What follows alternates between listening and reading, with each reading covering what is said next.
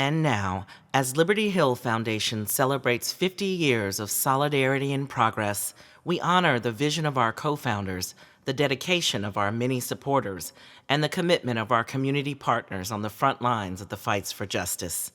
Thank you for being a part of our community for the past 5 decades of solidarity and progress.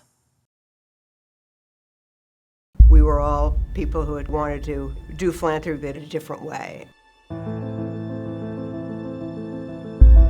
Change, not charity. Real change happens from the ground up.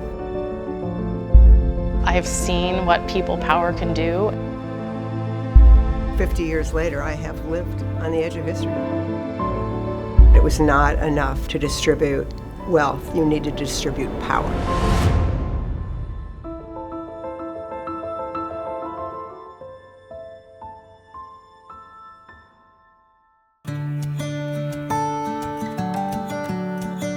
Change, not charity had a very powerful meaning at that time. What was unique about Liberty Hill was really trying to look for upstream solutions. There was no such thing as foundations funding grassroots organizing, and no one ever thought of the mainstream foundations funding this kind of real grassroots work. Liberty Hill trusted the grassroots organizations, and often they would be the first dollar in. We used to say that Liberty Hill, we didn't fund the best proposal writers. We funded the best activists and organizers.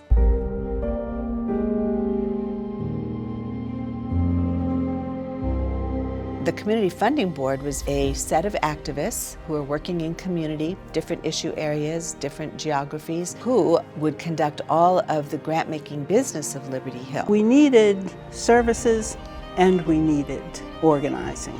And we had brilliant people who really were close to the heartbeat of their community and understood the issues and the challenges and the limitations and the policy-imposed barriers to achieving equity. It was one of the most meaningful experiences of my life. And on the board throughout the time it was Mark Ridley Thomas, Karen Bass, Anthony Thigpen, Kent Wong. It was just an amazing experience because each and every one of them went on to become such amazing leaders in the city of Los Angeles. I joined the Community Funding Board myself. I couldn't believe it. I felt like I'd won an Oscar. It was just such an honor, and being part of those conversations was just invigorating. We change who gets to decide. We change whose voices are centered, and we created proof that it's possible. Other organizations started asking, how did Liberty Hill do that? And the answer is that we decided just to do it. They knew how to do it, they knew how to strategize, they knew how to move around and mobilize their community, they knew how to build a base.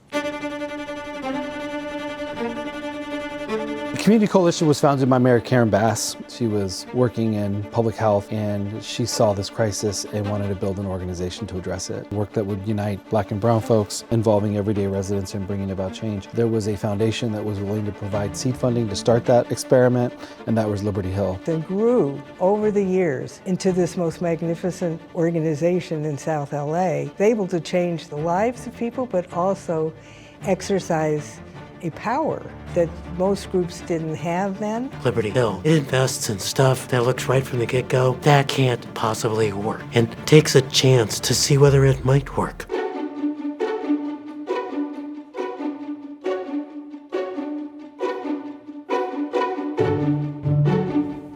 When we started, we were working out of our trunks, out of our backyards. And it all started with a small grant that Liberty Hill made to East Yard communities, $5,000. We were able to buy a computer and really start to organize. Liberty Hill was the first foundation that said, we're going to put trust in you with these resources that you're going to do what your community needs you to do. We bought and owned a building, we renovated this building, and now we have another building down the street that we're turning into a food hall. And just on the other side, we have another plot of land where we're going to build out a center for community organizing. This would never have been possible without Liberty Hill's investment and support in the mission of Community Coalition. Liberty Hill has enabled us to take over this building where we've been able to turn these courtrooms into classrooms and truly transform a building that was once erected to punish and criminalize youth. We can't address youth incarceration without addressing the housing and environmental issues. These are the same issues that impact these same communities over and over and over. The Community Land Trust is created to support residents, and they have boards that are aligned with our values of housing as a human right. Right now, we are just days away of acquiring our own building, thanks to organizations like the Liberty Hill Foundation and others. We launched Agenda for a Just Future, ending youth incarceration, ending neighborhood oil drilling, fighting for a roof over every head. We've seen half of LA's youth jails close. We've seen the arrests of kids in Los Angeles going down by half. We've seen massive progress on tenants' rights, protections encoded in the law. We are in a moment of tremendous threat. What we see emerging is not just a slightly different political direction, but an attempt to try to celebrate cruelty, to try to make the marginalized go back into the shadows rather than find their way into a circle of liberation and dignity and community. The first place that really got hit hard with the ICE raids here in Los Angeles, the response was instantaneous. I mean, food deliveries and legal services were willing to risk so much to stand up for themselves and each other. To be able to respond in such a concrete way was the result of 50 years of work. Liberty Hill was built for these times, even though it may not have realized that when it got started. We're in a position as a public community foundation to listen and to really think about how to use our entire infrastructure to carry out the vision of those that are directly impacted.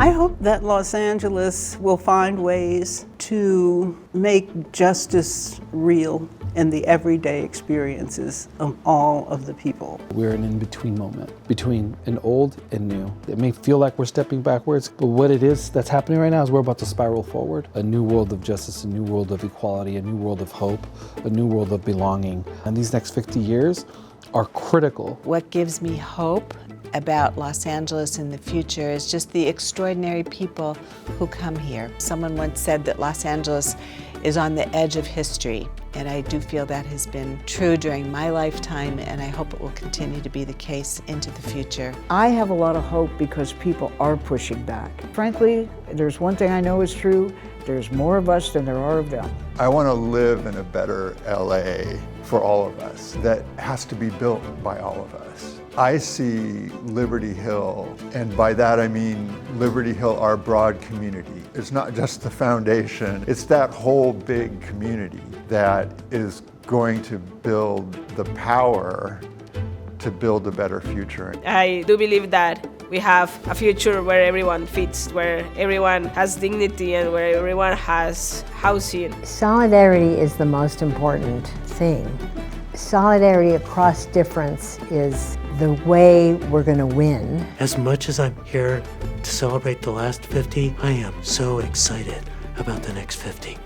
Liberty Hill's role is to be a beacon, it is to be a pioneer, and it is continue to remind us that community organizing is always the way forward when it comes to how we pursue social and political change in our community. I am more optimistic and I feel more brave and committed than ever before. So now is not the time to settle for crumbs. Now is the time to envision the world we deserve, to fight for it and to build it ourselves. We can build it right here in our communities. We don't need anybody else. We just need us. And then I think we're unstoppable.